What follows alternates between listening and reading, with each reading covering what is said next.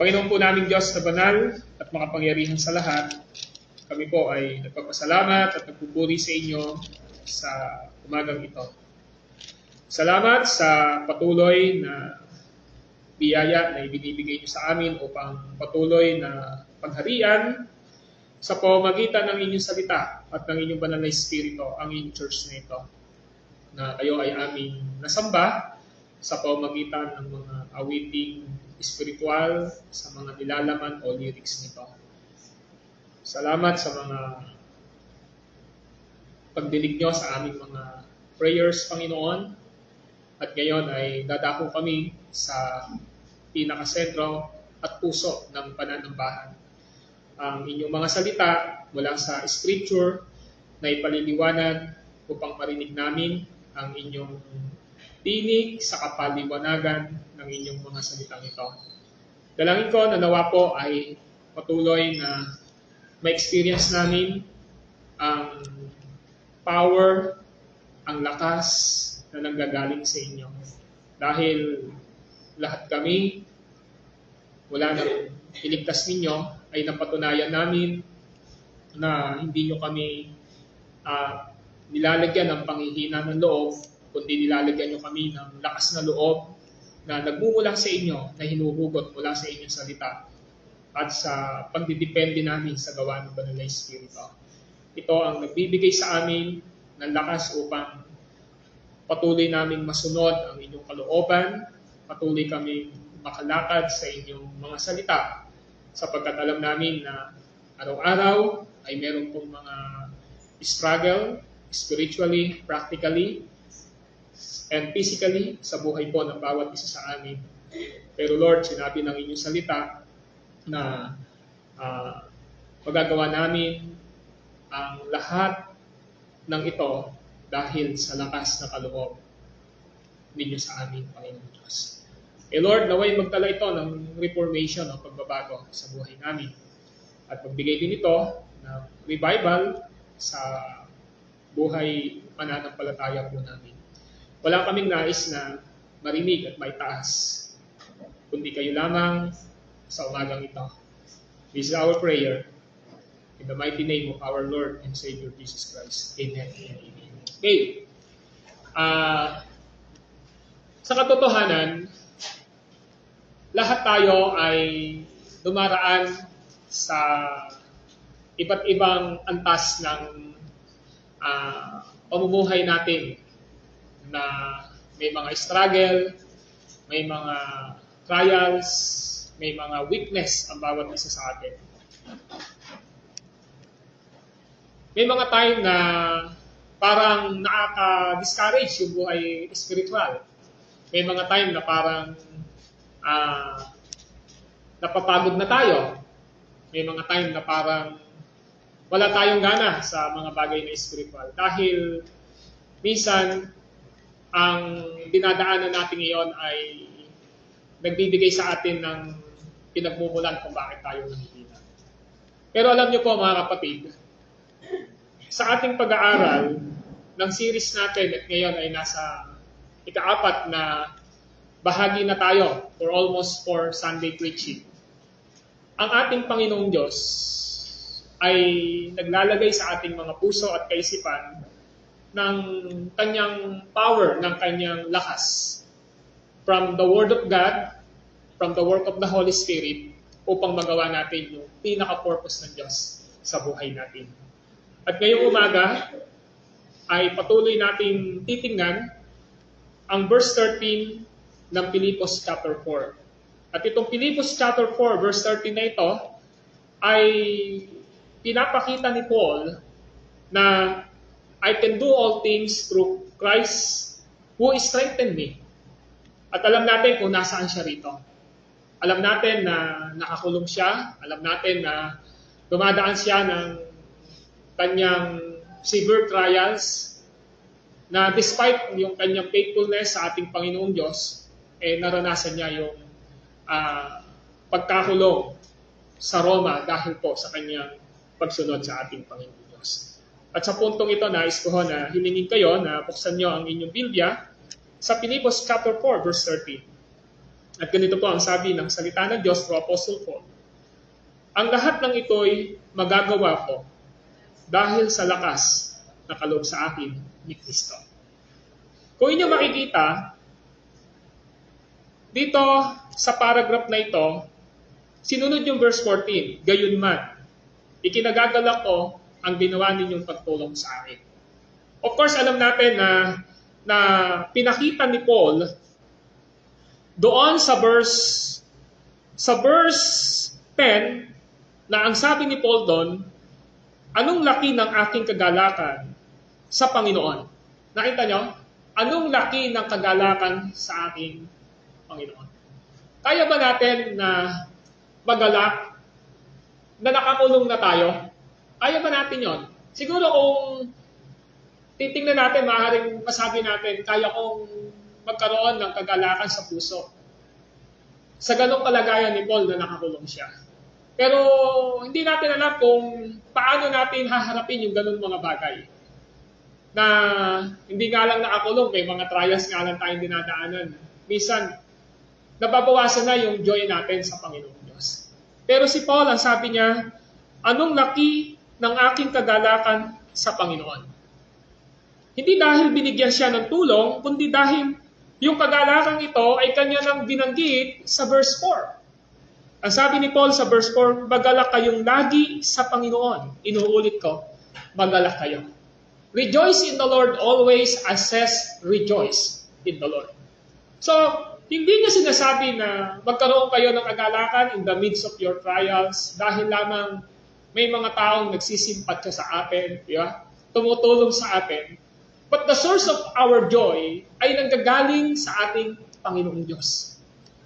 He is the source of our joy. He is the source of our strength na binabanggit ngayon sa verse 30. Yung verse 30 na ito, mapapansin natin na sabi, ang lahat ng ito, di ba? Sabi niya, ang lahat ng ito. Yung salitang lahat ng ito, mga kapatid, ang tinutukoy nito, this is not referring na kaya mong gawin na makatapos ng pag-aaral sa buhay mo or yumaman sa buhay mo. Hindi ho yun ang pinaka-immediate context nito. Ang immediate context nito, sabi niya, I can do all things. Yung all things na ito, na dinadaanan niya, this is his present situation. Ano ba yung sitwasyon ng buhay ni Paul? Yung buhay na dinadaanan ni Paul, yung kanyang pagkabilanggo dahil sa faithfulness niya kay Kristo. And then sa pag-aaral natin, sinabi natin yung naging buhay ni Paul sa kanyang ministry, na halos lahat dinaanan niya sa kanyang buhay. Ngayon, ang sabi niya, dito sa verse 11, ang sabi niya, ng bandang dulo, natutuhan ko ng masyahan anuman ang aking kalagayan. This is the contentment of Apostle Paul. And then, nasabi niya sa verse 12, inaral natin noong last Sunday, naranasan ko ang magnikahos, naranasan ko rin ang managana, natutuhan ko ng harapin ang anumang katayuan, ang magusok o magutom, ang kasaganaan o kasalatan. Yun yung, I can do all things. Yun yung sinasabi niya rito. Magagawa ko ang lahat ng ito. Magagawa daw niya yung lahat ng ito, not because of his strength, but because of the infusing power of Jesus Christ sa kanyang buhay, sa inilagay na kapangyarihan ng Diyos sa kanyang buhay. Kaya ngayong umaga, magkakaroon tayo ng contentment sa lahat ng buhay natin. Inaral natin nung unang series natin, yung Roman numeral number 1, by your confidence in the sovereign providence of God. Yun yung sinabi sa verse 10 Ano sabi ron? Magtiwala tayo sa kapangyarihan ng ating Panginoong Diyos. Pangalawa, by satisfaction in the little things. Yung meron pa tayong kasapatan kahit na maliit na bagay lang yung blessing na dumarating. At yung dinadaanan natin na unti-unti na pag-mature natin sa ating pananampalataya. Nakita natin sa verse 11 yan. At nung last Sunday nga, by independence from circumstances, na pinapalaya natin yung ating mga sarili sa mga kaganapan sa ating mga buhay. At doon nakita natin si Paul, ano pa ba yung magagawa ko? Di ba? Kung nakakulong na ako rito, kung magmumukmuk ako siguro, kung sisisihin ko yung aking sarili, kung pababayaan ko yung aking sarili, anong mangyayari? Nandito na ako sa loob, pinahintulutan ng Diyos na mangyari yung ganitong mga bagay. Kung kayo makikita nating people, despite na nakakulong siya, meron pa rin siyang joy. Kasi nga, kapag nakakulong tayo sa dinadaanan natin at nagiging self-pity tayo, nagsiself-pity tayo sa sarili natin, kawawa naman ako, di ba? Parang ganun mangyayari sa'yo, mas lalo kang nagiging negative sa buhay mo. So si Paul, pinakita sa atin sa verse 12, yung kanyang pagpapalaya mula sa anumang kaganapan ng kanyang buhay. Meron siyang tinatawag na pagtitiwala sa kapangyarihan ng ating Panginoong Diyos. May purpose si Lord, bakit niya nararanasan yon? At alam nyo, nagkaroon siya ng pagtitiwala sa kapangyarihan ng Diyos, nagkaroon siya ng kasapatan sa lahat ng bagay, nagkaroon siya ng pagpapalaya sa anumang karanasan ng kanyang buhay o dinadaanan. Kasi nga, alam nyo bakit po? Because of verse 13. Ano sabi ng verse 13? Ang lahat ng ito'y magagawa ko dahil sa lakas na kaloob sa akin ni Kristo. Alam nyo, number 4, this is our pang-apat na punto na, by God's sustaining power to your life. This is the sustaining power of God sa buhay natin. Ang ibig sabihin po nito, yung salitang sustaining, ibinibigay ng Diyos, sinusustina ng Diyos sa buhay natin, yung kapangyarihan na nanggagaling sa Kanya upang tayo ay makapagpatuloy sa relasyon, pananampalataya at binigay ng Diyos sa atin na dapat natin gawin sa ating mga buhay. Whether ito man ay sa loob ng church, spiritually, ito man ay sa propesyon na meron tayo o sa sitwasyon ng buhay natin. Ang Diyos po ang nagsusustina ng kapangyarihan sa iyong buhay. Yan yung makikita natin sa verse 13. Si Apostol Pablo, nagkaroon po siya ng kasapatan dahil kanyang kinilala na ang Diyos ang nagsusustina ng kapangyarihan sa kanyang buhay. Si Apostol Pablo, naranasan niya, alin? Yung ganong mga bagay. Subalit mga kapatid, tayo man, ano man ang sitwasyon natin sa buhay natin, kaya natin yun. Because the power na meron ibinigay ang Diyos kay Apostle Paul, yun din yung power na binibigay ng Diyos sa atin. Because Jesus is the same yesterday, today, and forever. Kaya mapapansin natin, dito sa verse 13, sa wikang English, ang sabi ni Paul, I can do all things through Him who strengthened me. The word Him, meron tayong makikita, sa English kasi, word Him. Sa Tagalog, sabi ron, ang lahat ng ito'y magagawa ko dahil sa lakas na kaloob sa akin ni Kristo. Kasi sa ibang translation, wala ho yung through Christ eh. Okay? In Christ, wala ho yun. Nakalagay lang Him. Di ba? Pero yung gusto nating makita doon, anuman translation dyan, na pinapakita, it is referring to Christ. Ito ay tumutukoy kay Kristo na nagbibigay ng kalakasan sa atin. Jesus is the source of our strength. He always infused strength to us para makapagpatuloy tayo. Ibig sabihin, sinasabi ni Paul dito, ako ay sinusustina ni Kristo upang palakasin niya ako sa sitwasyon ng aking buhay. Yun yung gusto ipakita ni Paul dito. Kahit nakakulong ako, kahit nasa kulungan ako ng Roma, kahit na nagugutom ako minsan, kahit na napapagod ako minsan, napupuyat ako minsan, dahil sa paggawa ko sa kalooban ng Panginoong Diyos, ang sinasabi ni Paul dito, I am sustained by Christ who strengthened me. Gusto ko ibigay na paliwanag dito, mga kapatid, we are not really self-sufficient. Pag sinabi kong yung kasapatan na yon per se, hindi nanggagaling mismo sa kakayanan natin.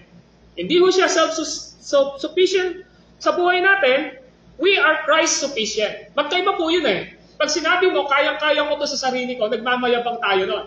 Pero pag sinabi natin, makakaya ko ang lahat ng ito, may kasapatan ako sa buhay ko dahil kay Kristo, pinapakita mo, without Christ, you can do nothing.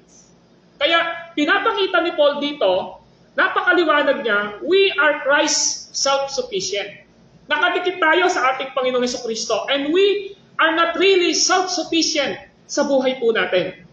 So dito pinakikita ni Paul, kapag tayo ay nakaugnay kay Kristo, yung buhay natin ay nakaugnay kay Kristo, at ang buhay natin ay nakaugnay sa salita ng Diyos at ng banal na Espiritu, yung power na binabanggit dito, who strengthen us, ay mangyayari po sa buhay natin. Amen po ba? Yun ang gusto ipakita ni Paul dito eh.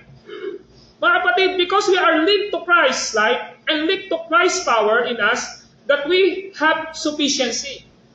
Yung sufficiency natin, yung kasapatan natin sa ating mga buhay, laging na kay Kristo. Sa Kanya lahat ng gagaling, sa Kanya nagmumula. Sometimes we are discouraged sa mga bagay na dinadaanan natin dahil ang taas ng expectation natin. In the first place, possible hindi natin pinag-pray, di ba? Kaya kapag hindi nangyari, nadi-discourage tayo. Tapos, may mga bagay tayo na ine-expect sa mga tao na kapaligid sa atin, and then suddenly hindi nangyari. Ano yung nagiging bunga nito? Discouragement. Kaya ang Bible nagtuturo sa atin, hindi masamang magtiwala sa tao, pero sinasabi niya, magtiwala tayo sa Panginoong Diyos na nagsusustain ng lahat ng pangangailangan natin, spiritually, physically, practically, at sa mga needs natin sa ating mga buhay. And all of us na narito, we are dependents talaga sa ating Panginoong Diyos. Yun yung gustong ipakita ni Paul dito ngayon. Paul is saying, dito, sinasabi ni Paul dito, hindi ko kayang gawin ang lahat ng ito kung wala si Kristo sa aking mga buhay. Kung wala ang pagpapalakas ni Kristo sa buhay ko, hindi ko ito kayang gawin. Yun yung gustong ipakita ni Paul dito. So, pinapakita ni Paul dito, kung lalagyan natin, ipaparaphrase natin, tingnan nyo ako mga kapatid na mga taga-Pilipos. Magagawa ko ang lahat ng bagay na ito dahil kay Kristo na nagpapalakas sa akin. Ano ba ibig sabihin ni Paul? Nung sabihin niya itong verse 13 nito, I am connected to Christ. Yun yung literal na gusto ipakita ni Kristo rito, ni Paul dito. Konektado ako kay Kristo eh. Kaya kahit na, minsan, parang natatalo ako ng aking emotion, parang natatalo ako ng mga nakikita ko, pero mahirap pagtiwalaan yung nararamdaman natin. Tama po ba? Mahirap po magtiwala sa nararamdaman natin. Mahirap po magtiwala agad sa nakikita natin. Dahil lahat ng ito ay possible po na bumagsak. Pero si Paul, sinasabi niya, ay ito, I am connected to Christ. Ako ay konektado kay Kristo. Kung nangyari man ito, kalooban ng Diyos. Kung hindi ito nangyari, kalooban ng Diyos. Kung hindi niyo ako tinulungan, di ba nakita natin, for almost 10 years, hindi siya natulungan ng Pilipias, pero nung dumating yung tulong sa kanya, sa verse 10, sabi niya, nagpapasalamat ako. At sinabi ni Paul dito, alam ko, gusto niyo akong tulungan. After 10 years, gusto niyo akong tulungan, pero alam ko, wala kayong pagkakataon. Kaya ba natin sabihin yon? Si Paul kaya niya sabihin because he believed na everything na nangyayari sa kanyang buhay ay hindi maaaring lumalagpas sa pahintulot at kalooban ng Diyos. Na nagtitiwala siya sa sovereignty ng providensya ng ating Panginoong Diyos. Kaya si Paul, when it comes to his sufficiency, sa Christ's sufficiency sa kanyang buhay, mapakatindi ni Apostol Paul. Si Paul, sinasabi niya, ako ay konektado kay Kristo, at dahil ako ay konektado kay Kristo, ang buhay kong ito, ang kaluluwa kong ito, ay para kay Kristo. Mabubuhay ako para kay Kristo. Sa mabuhay, sa mamatay, si Kristo ang pagtitiwalaan ko. Yan ang sinasabi niya sa Philippians 1:21. Ano sabi ni Paul sa Philippians 1:21? Ang sabi po ni Paul dito, sapagkat para sa akin, si Kristo ang buhay. At dahil dito, pakinabang ang kamatayan. Sinasabi ni Paul ngayon dito, kung buhay ako, para kay Kristo ako. Eh kung mamamatay ako, para kay Kristo rin ako. Kaya kung titingnan natin, kay Paul, parang simple lang. Kung nabubuhay ako ngayon dito, kay Kristo ako, anumang nangyayari sa buhay ko, mapagtitiwalaan ko si Jesus sa buhay ko. Kung dumating man yung time nakuhanin na niya ako rito, mapagtitiwalaan ko si Kristo dahil binibigyan na niya ako ng kapahingahan sa aking katawan. Yun yung gusto ipakita ni Paul dito. Kaya si Paul, pag tinignan natin, lagi niya sinasabi, and because Paul connected to Christ, that his life of Christ in the soul of him, ang sabi ni Paul dito, tingnan nyo, walang pagkakaiba ito sa sinabi ni Paul sa Galatians 2:20. Now listen, in Galatians 2:20, ano ba sabi ni Paul sa Galatians 2:20? Now, sabi niya ay ganito, at kung ako may buhay, hindi na ako ang nabubuhay, kundi si Kristo ang nabubuhay sa akin. Sabi ni Paul, dito sa Galatians 2:20, buhay ako ngayon. Pero, yung buhay kong ito, hindi na ako yung nabubuhay. Ano yung pinakikita ni Paul dito? Kung buhay man ako ngayon dito, hindi na nabubuhay yung gusto ko. Yan ang sinasabi ni Paul. Hindi na nabubuhay yung sariling kagustuhan ko. Hindi na nabubuhay yung sariling plano ko. Hindi na nabubuhay yung kagustuhan ng lamang ko. At sino daw ang nabubuhay sa kanya? Sa verse 20? Kundi si Kristo ang nabubuhay sa akin. So sinasabi ni Paul ngayon dito, nabubuhay ako para kay Kristo. Yun yung pinakikita niya ngayon. At ang sabi niya, at habang ako'y nasa daigdig, namumuhay ako sa pananalig ng anak ng Diyos na umibig sa akin at nag-alay ng kanyang buhay para sa akin. So hanggat nandito daw siya sa lupa, mabubuhay siya para kay Kristo. Hanggat nandito siya sa lupa, mabubuhay siya hindi sa kanyang kagustuhan, kundi para kay Kristo. Parang ang hirap nun, di ba? Paano yung mga plano natin? Paano yung mga dreams natin sa ating mga buhay? Yun yung ibig sabihin natin. Paano yung mga needs natin sa buhay natin? Well, ang pinakikita ni Paul dito, simple lang. Lahat ng tao, mayroong plano sa kanyang buhay. Lahat ng tao, may pangangailangan sa kanyang buhay. Pero ang tanong natin dito, yung bang pagtingin natin sa plano natin sa buhay natin, sa pag-provide sa lahat ng pangangailangan natin, ginagawa ba natin ito? First of all, dahil alam natin na ipinag-pray natin ang lahat ng bagay nito. Kung ang nangyari sa lahat ng bagay na ito ay pinag-pray natin, subalit parang tingin natin hindi nasagot yung ating prayer sa ating buhay, mapagtitiwalaan pa rin natin na hindi possible na yon ang kalooban ng Diyos sa buhay natin.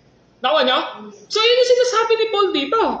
Kaya kung titingnan natin, ang point ni Apostle Paul sa Galatians 2:20, Paul have supernatural divine power for every situation in his life. Ano mang sitwasyon ng buhay ni Paul, ano mang kalagayan ng buhay ni Apostol Pablo, meron siyang pinaguhugutan ng lakas. At ang pinaguhugutan ng lakas ni Pablo ay walang iba kundi si Kristo. Si Kristo na siyang pastol ng kanyang buhay. Ano yung punto ni Paul dito? Pero alam niyo mga kapatid, si Pablo hindi niya pinapakahulugan dito na okay lang na hindi ako kumain.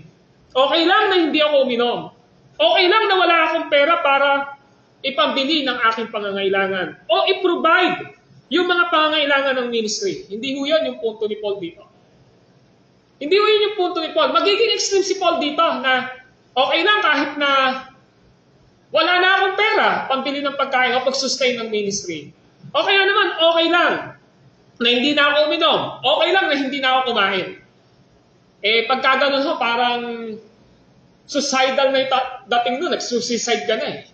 Nung sinabi ni Paul ito, ang pinapakita ni Paul dito ay ito sa verse 13. Paul saying here in verse 13 is when I have come to the insufficiency of my own resources, then Paul experienced the power of Christ to sustain him until provision of need is made as Philippians 4:19. So ang gusto lang ipakita ni Paul dito, ito.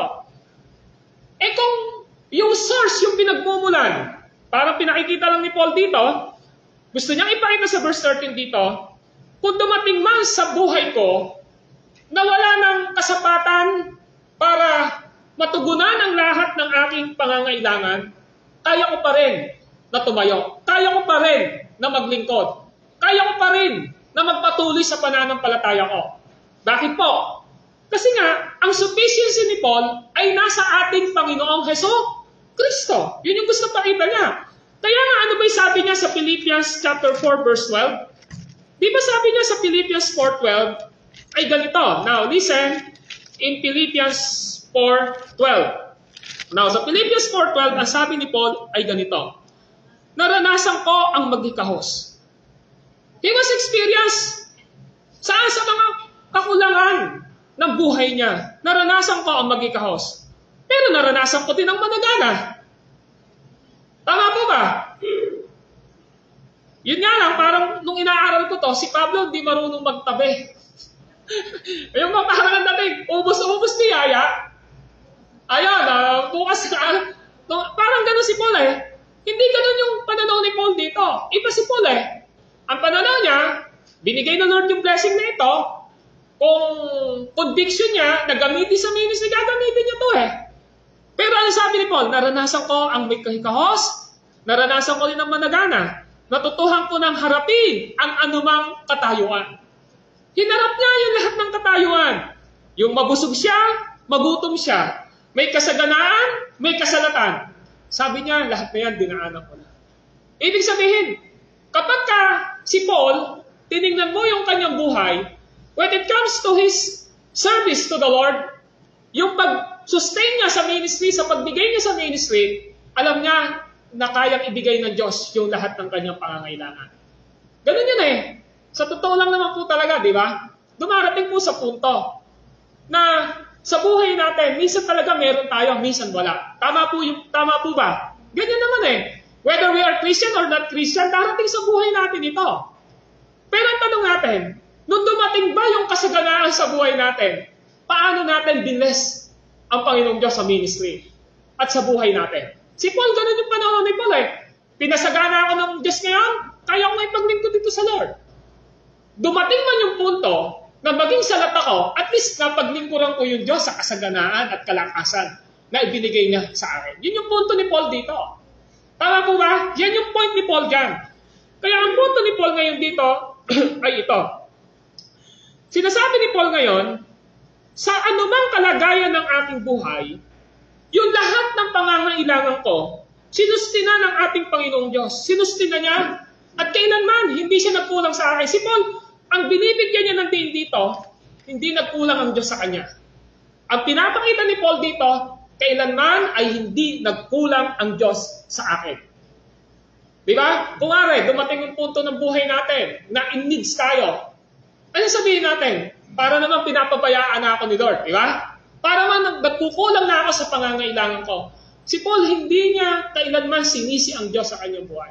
At kailanman hindi siya nagsisi ng kanyang mga kasamahan sa pananampalataya na hindi niyo ako tinulungan. Hindi siya nanisi.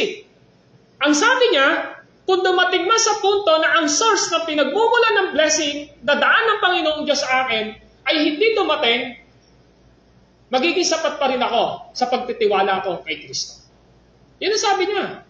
Dahil sa pananaw ni Apostol Pablo, ang Diyos natin, kailanman ay hindi kakapusin ng kayamanan.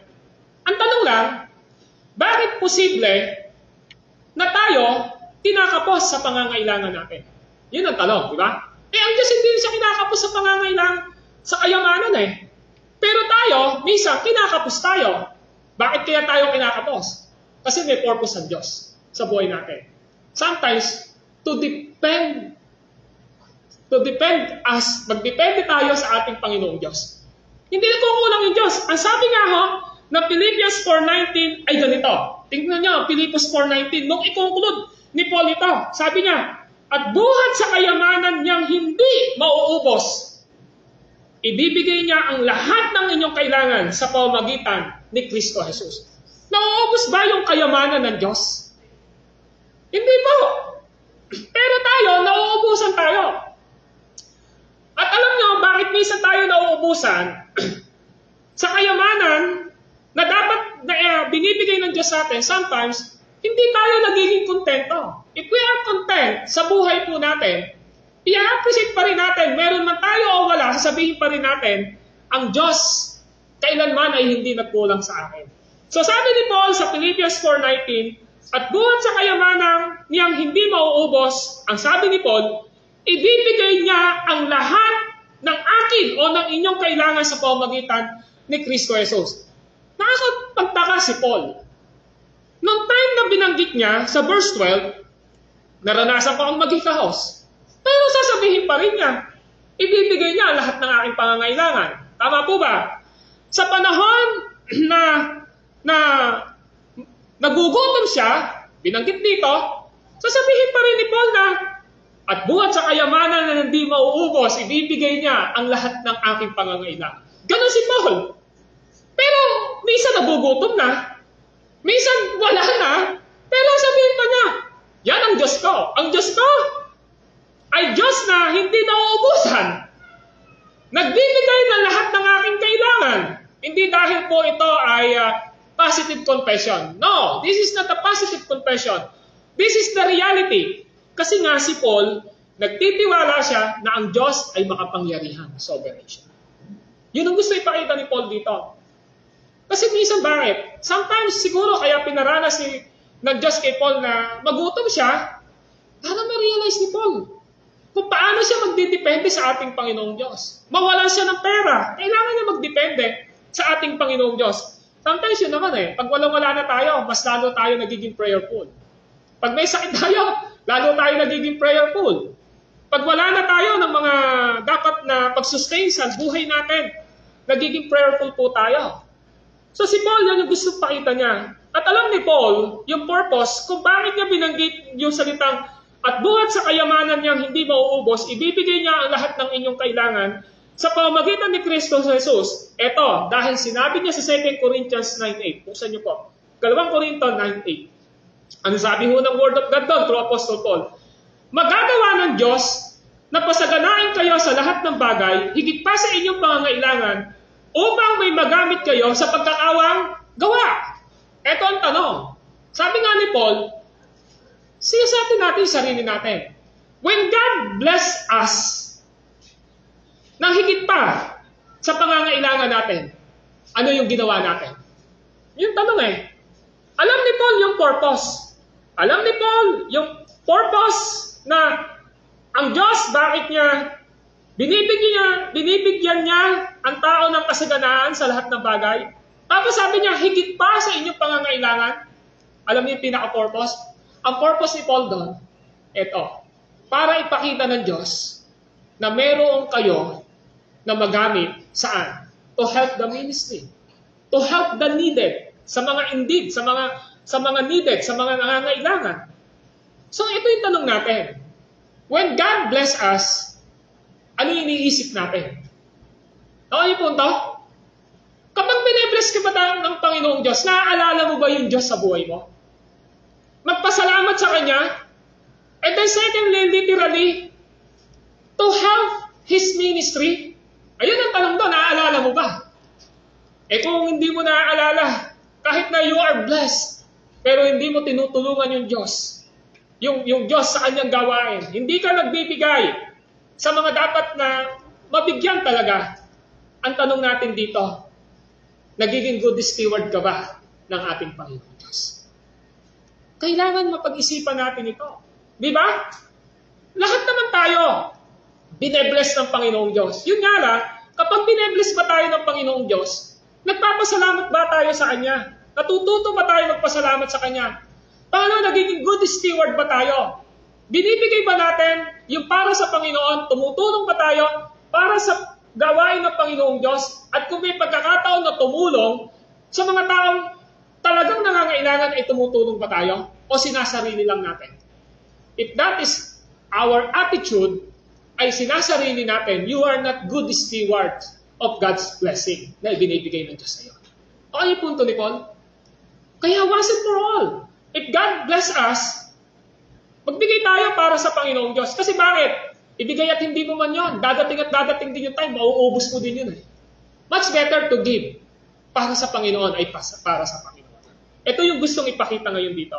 Now, Paul is talking here about material world. Yun yung gusto ipakita ni Paul dito When he say, I can do all things, magagawa ko ang lahat ng bagay Si Paul ay literal na nagsasabi, I can endure all things. Kaya ko na magpatuloy sa lahat ng bagay. Si Paul, very good steward sa mga blessing na binibigay sa kanya. Dahil nga ang kanyang principle, magagawa ko ang lahat ng ito dahil sa lakas ng kaloob sa akin. Alam nyo, kaya niyang ibigay yung buhay niya. I can do. Kaya kong ibigay yung buhay ko sa Panginoon. Kung binless ako ng Panginoong Diyos, kaya kong ubusin ito para sa ministeryo ng Panginoong Diyos. Si Paul ganun. In everything niya eh.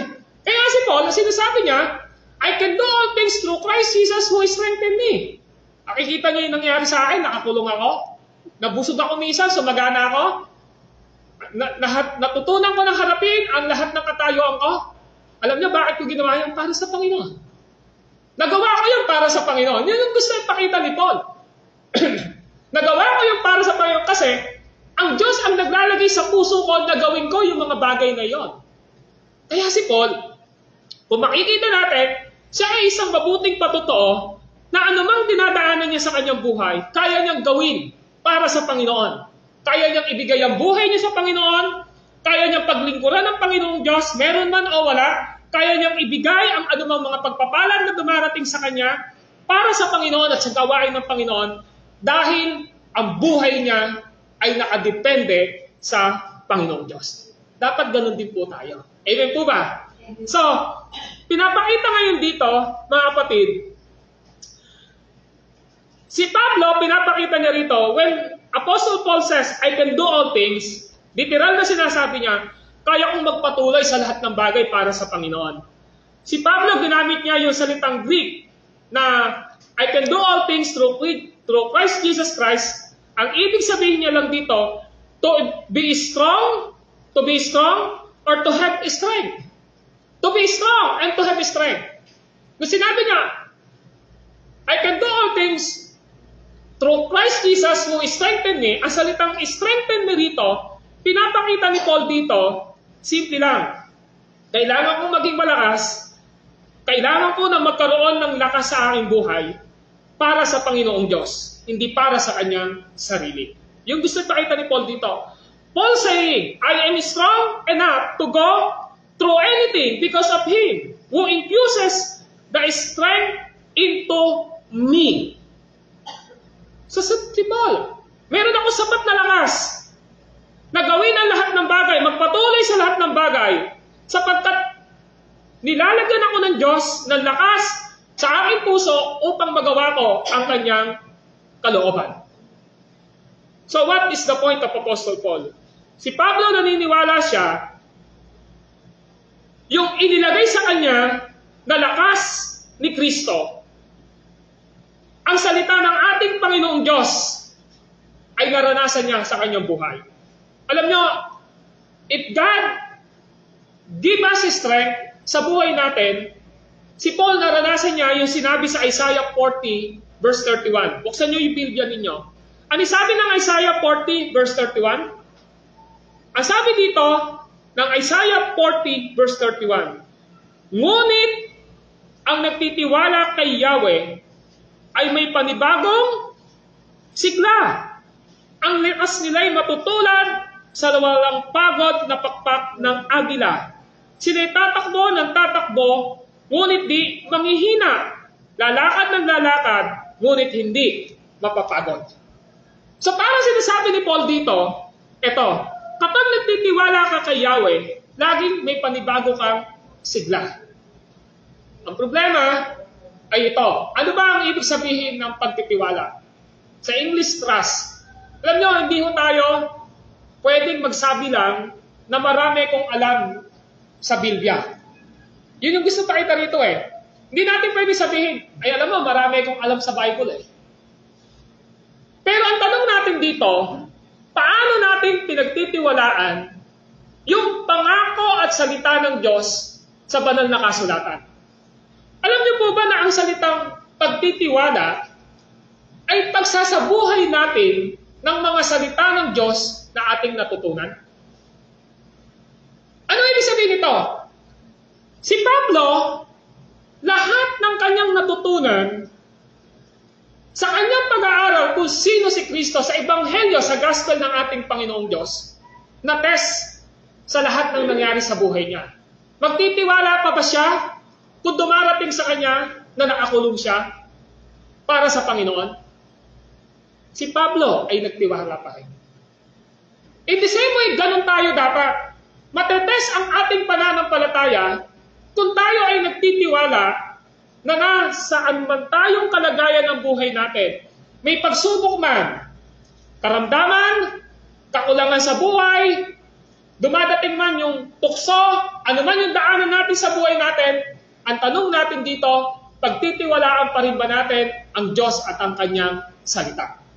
Kaya ang sabi ng propeta Isaiah, ang sabi niya, ngunit ang nagtitiwala kay Yahweh ay may panibagong sigla. Saan natin uhugutin yung panibagong sigla natin? Saan natin uhugutin ang panibagong lakas natin? Saan? Kay Yahweh. Paano natin matatanggap yung panibagong lakas na binibigay ni Yahweh sa atin, ng ating Panginoong Diyos, sa pamamagitan ng Kanyang mga salita? Sa pamamagitan ng pagtitiwala natin sa magagawa ng banal na Espiritu sa ating mga buhay. Kaya sabi ni Isaiah, ngunit ang nagtitiwala kay Yahweh ay may panibagong sigla. Ang lakas nila ay matutulad sa walang pagod na pakpak ng agila. Sila'y tatakbo ng tatakbo, ngunit di manghihina, lalakad ng lalakad, ngunit hindi mapapagod. Ano ibig sabihin nito? Ang salitang hindi mapapagod dito, this is a typology na hindi ka hihinto sa pagtitiwala, sa pananampalataya, at paglilingkod mo sa ating Panginoong Diyos. Amen po ba? That is the character ng eagle. Hindi napapagod. Pataas ka ng pataas. So, ang ibig sabihin dito, ng ating pinag-aaralan ngayon, napakaliwanag na pinapakita na kung tayo ay nagtitiwala sa ating Panginoong Diyos, anuman ang daanan natin sa ating mga buhay, lagi natin sasabihin, magagawa ko ang lahat ng ito. Dahil sa lakas na kaloob sa akin ni Kristo. Ngayon, tingnan natin si Paul.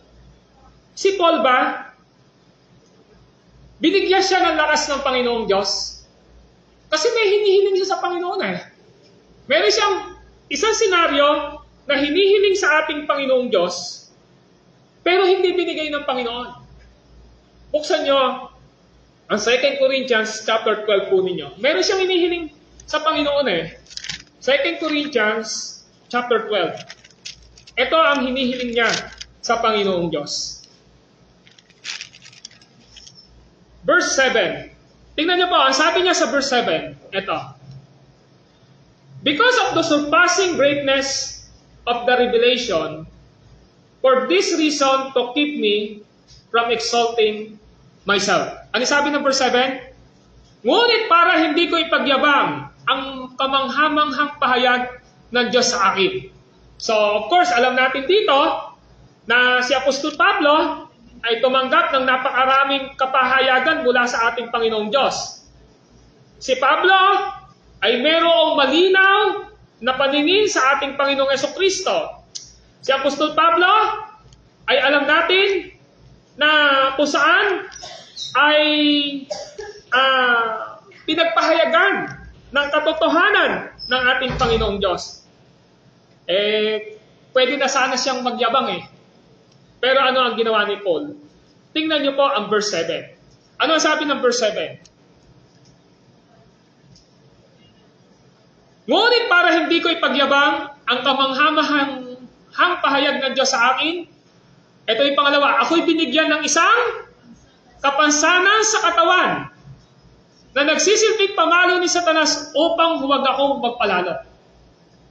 So, merong ngayon siyang dinadaanan. Sabi ng iba, karamdaman.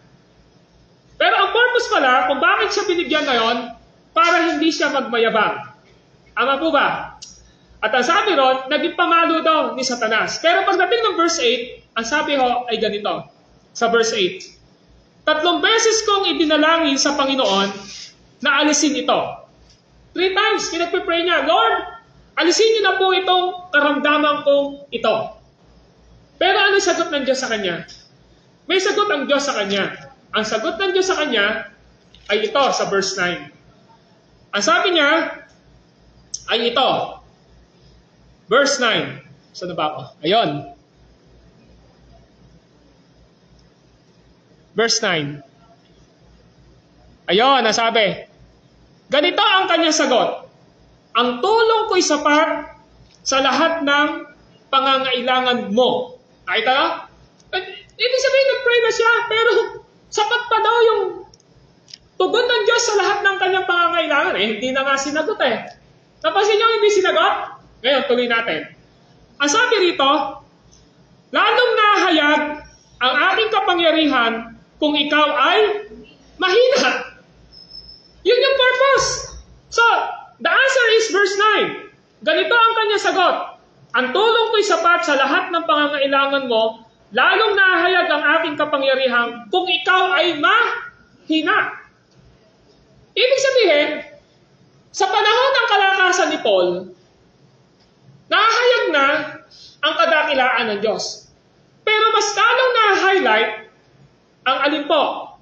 Ang tulong, ang kasapatan ng Diyos, ang kapangyarihan ng Diyos sa buhay ni Pablo sa panahon na meron siyang panghihina. Kaya minsan, totoo na minsan, kapag nanghihina na tayo sa ating pananampalataya, mas lalong ihahayag ng Diyos sa atin, alin? Yung kanyang kapangyarihan. How we will overcome ang mga bagay na dinadaanan natin sa buhay natin. When there is a temptation, lalong nahayag, paano natin mapagtatagumpayan yon? Kapag meron tayong dinadaan ng pagsubok sa buhay natin, paano natin ito mapagtatagumpayan? Si Paul, ang context ay karamdaman. The Lord sent Paul a very important message. Ang Panginoong Diyos ay nagpadala kay Pablo ng napakahalagang mensahe. Paul can be content because there is a sufficient grace and sufficient power to take care of you in spite of this problem. Yun yung gusto ipakita rito. Si Apostol Pablo ay merong kasapatan sapagkat merong sapat na biyaya at sapat na kapangyarihan ang Diyos na mag-iingat kay Apostol Pablo sa kabila ng kanyang problema at halalanin. Sinasabi ng Panginoong Diyos kay Apostol Pablo, hindi mo kaya ito na mapagtagumpayan sa iyong sariling lakas. Kailangan mo na magdepende sa akin. Yun yung gusto iparating ni God dito kay Paul. Sinasabi ng Diyos kay Pablo dito, hindi mo kaya pagtagumpayan itong dinadaanan mong karamdamang ito sa iyong sariling kalakasan. Kailangan mo magdepende sa akin. Alam naman natin yon. Money cannot buy life. Hindi ko kayang bilhin ng pera ang buhay. Tama ba? Hindi. Kapag oras na at gumawa ang Diyos sa pinakamasiding karamdaman ng tao, kahit siya pa ang pinakamayaman, hindi niya kayang tuktungan ang kanyang buhay. Alam natin yan, ang daming bilyonaryo sa mundong ito, lumisan sa gitna ng kanilang pagiging bilyonaryo. Ako yung punto. Si Pablo, pinapakita ng Diyos sa akin, nanghihingi ka ng prayer sa akin na alisin ko sa iyo ang iyong karamdaman. 3 beses siyang nananalangin, pero maliwanag kay Paul ang tugon ng Diyos. Di ko aalisin niya. Di ba? Kasi bakit? Para hindi ka maging mayabang. Yun ang sabi kay Paul, para hindi ka magyabang. Dahil kung kailan ka mahina, sapat ang lakas at biyaya na ibibigay ko sa iyo. Yun yung pinakita kay Paul dito eh. Kaya sinasabi ni Paul, ng Diyos kay Paul dito, you cannot deal with this in your own strength. Hindi mo kaya. Kailangan mong dumipende sa akin. Most gladly, Paul says in verse 9, ano sabi niya sa verse 9? Kaya't buong galak na ipagmamapuri ko ang aking kahirapan. Nakita niyo yun? So, napaka-super apostle siya eh. Super apostle siya. Patotoo lang po, yung paggawa ng Diyos kay Paul, matindi. He is the great apostle ng ating Panginoon. Meron siyang epistle, 14 epistle ang kanyang naisulat. Kumpara po sa ibang mga apostol. Siya ang apostol ng Hentil. Bakit naarating sa atin ang gospel? Siya ang pinakamaraming naitayong simbahan. Pero ano sabi ni Paul? Ang sabi ni Paul, sa verse na binanggit kanina sa verse 9, kaya't buong galak na ipagmamapuri ko ang aking kahinaan. Why? Bakit po? Upang palakasin ako ng kapangyarihan ni Kristo. Nakita niyo? Upang palakasin ako ng kapangyarihan ni Kristo. Kasi sa totoo lang, si Pablo, binigay yon para maging pamalo daw ni Satanas, para hindi siya magyabang. Hanggat nararanasan niya yung karamdamang iyon, pinapaalalahanan na siya ng Diyos, magdepende ka sa akin. At habang nagdidepende ka sa akin, ang magiging tugon mo, papalakasin ka ni Kristo. Parang sinasabi mo, kung hindi kay Kristo, patay na ako. Kung hindi kay Kristo, wala kaming ganito. Kung hindi kay Kristo, bangkarotin na ako. Dahil lamang kay Kristo. Kung hindi kay Kristo, anytime pwede akong mapunta sa impyerno. Lahat ng ito ay galing kay Kristo. That the power of Christ might dwell in me. So sabi ni Paul, nang sa gayon, ang kapangyarihan ni Kristo ay manahan sa akin. Sinabi ni Pablo, kung wala akong weakness, parang yun yung sinasabi ni Pablo kung wala akong kahinaan na ito, hindi ako magdidepende kay Kristo. Kung kaya ko itong resolbahin, hindi ko siya kailangan. Parang ganun sinasabi ni Pablo. Parang sabi ni Pablo rito, kung wala akong kahinaan na ito, hindi ako magdidepende kay Kristo. Kung wala akong, kung kaya kong resolbahin, solusyonan itong paramdaman kong ito, siguro hindi ko na siya kailangan. Yun yung gusto ipakita ni Pablo rito Kaya si Pablo ay umaasa kay Kristo at nararanasan niya ang kapangyarihan ni Kristo sa anumang katayuan at kalagayan ng buhay. Maliwanag ito sa verse 10. Tingnan niyo po ang 2 Corinthians na ating tinitingnan. Chapter 12, verse 10. Ano sabi ni Paul? Dahil kay Kristo. Nakita niyo po? Verse 10. Dahil kay Kristo, walang halaga sa akin kung ako may mahina, kutyain, pahirapan, usigin, at magtiis. Sapagkat kung kailan ako mahina, saka ka naman ako malakas. Kay Paul, I don't care. Kung ako ngayon ay inyong inuusig, ano ngayon kung ako'y mahina? Ano ngayon kung ako'y dumaranas ng paghihirap at pagtitiis? Mahalaga kay Pablo, alam niya na ang lahat ng ginagawa niyang iyon ay bunga ng kanyang pagsunod at katapatan kay Kristo. Yun yung gusto ipakita rito. Kaya sabi ni Paul, maliwanag, kung kailan ako mahina, saka naman ako malakas. So kung meron man tayong dinadaanan sa buhay natin ngayon, may purpose ang Diyos dyan. At kaya nating pagtagumpayan dahil kay Kristo. Ang gustong ipakita ng ating Panginoong Diyos dito, huwag tayo magtiwala sa ating kakayanan. Mga kapatid, pakinggan po natin ito. Si Apostol Pablo, ikaw at ako, matatagpuan natin ang ating kasapatan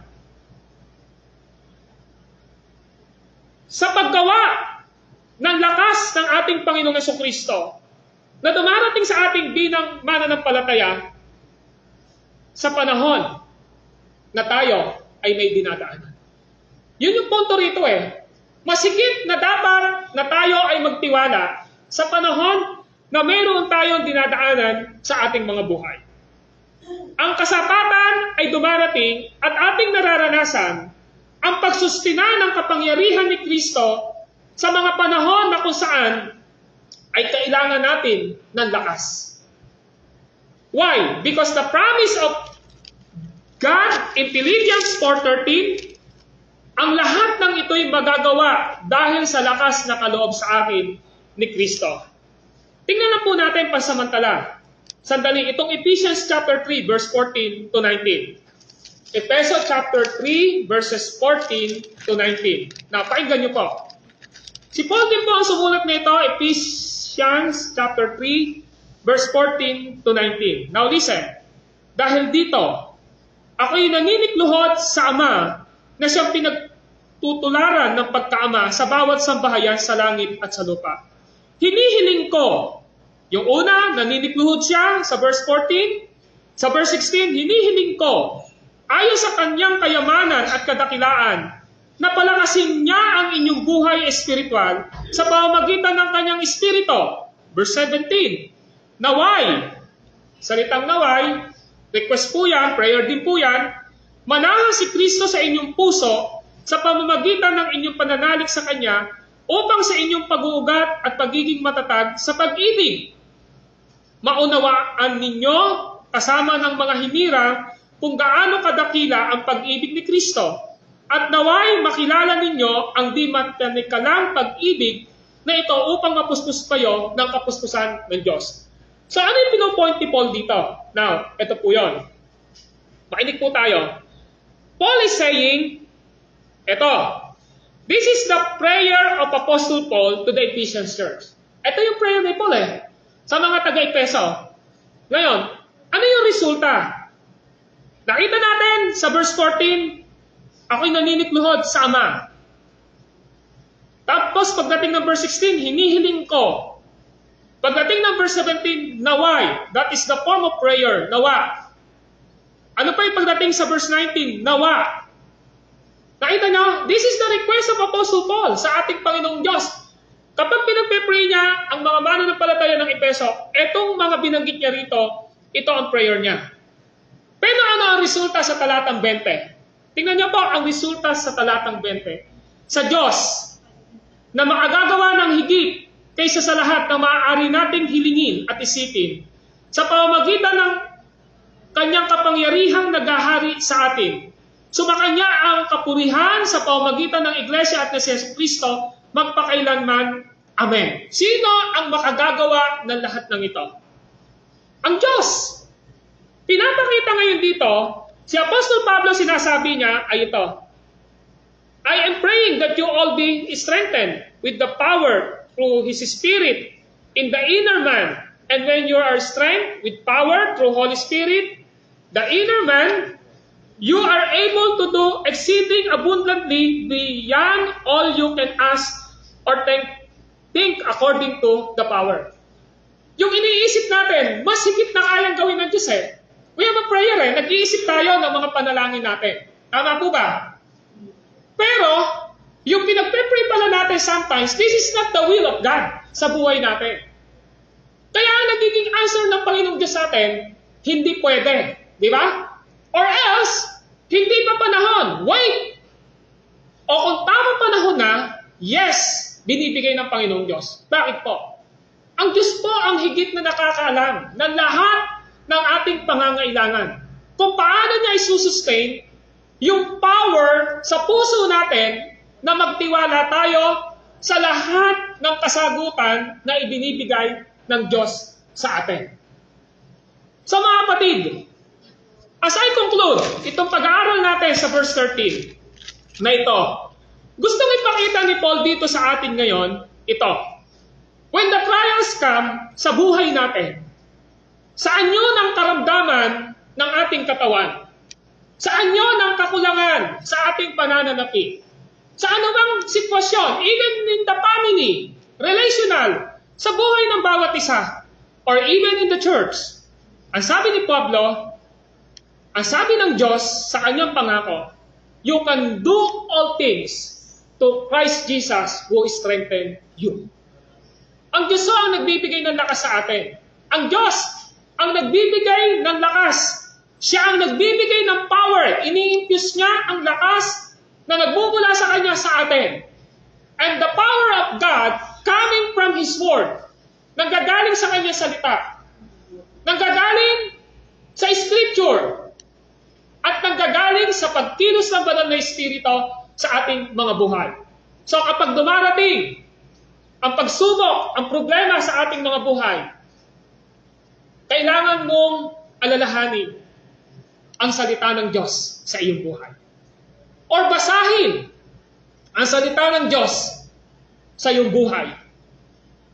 At magtiwala sa lakas at kapangyarihan ng banal na Espiritu na ibinigay niya sa atin upang mapagtagumpayan natin ang lahat ng dinadaanan natin at masasabi natin, ang lahat ng ito'y magagawa ko dahil sa lakas na kaloob sa akin ni Kristo.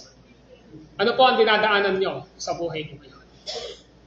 Ano yung dinadaanan nyo sa buhay nyo ngayon? Maaari nyo i-confess ngayon ito. I can do all things through Christ Jesus who strengthened me. Amen. Let us pray. Lord, maraming salamat sa mga salita nyo na aming natanggap. Maraming salamat, Panginoong Diyos, sapagkat nakita namin sa aming konklusyon ng pag-aaral patungkol dito na sa aming pagiging isang mananampalataya, sa aral ng inyong mga salita, sa karanasan ng inyong mga anak, sa banal na kasulatan, lalong-lalo na sa paggawa nyo kay Paul, isa itong testamento ng pagtitiwala na sa aming pagiging isang mananampalataya, Kristiyano anak ninyo, hindi namin hawak ang mga mangyayari at kaganapan sa aming mga buhay. Pero dapat namin pagtiwalaan na ikaw ay Diyos na makapangyarihan. Na kaya niyong gawin ang lahat ng bagay sa aming mga buhay upang patuloy na ma-highlight at maitaas at ma-exalt ang inyong pagiging Diyos at ang biyaya niyo sa buhay namin lahat. At sa biyaya niyo pong iyon, ay magtitiwala kami lagi sa inyo lamang. Panginoon, bigyan niyo kami ng lakas. Bigyan niyo po kami ng strength mula po sa inyong salita at banal na Espiritu na anuman ang dinadaanan ng aming mga buhay. Ito man ay spiritual, ito man ay physical, ito man ay economical sa buhay po namin.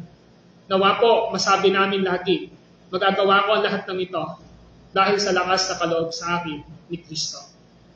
Ano man ang mga dinadaanan ng inyong ministry, ng inyong church na ito, masasabi pa rin namin, magagawa namin ang lahat ng ito dahil sa lakas na kaloob ni Kristo sa amin.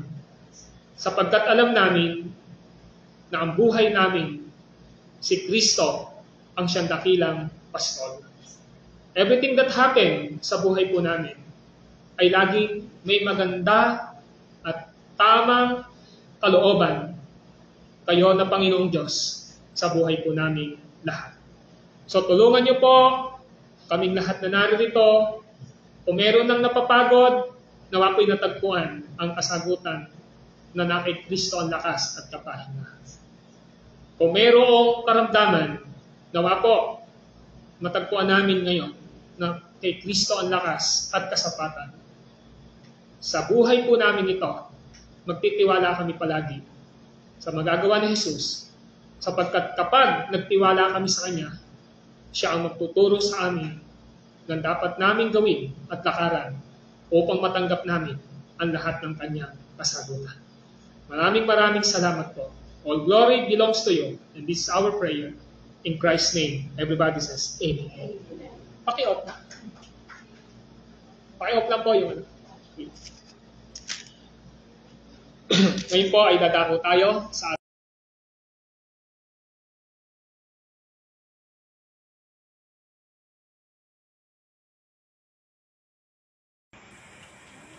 Sige po, isang pinagpalang gabi po sa inyong lahat.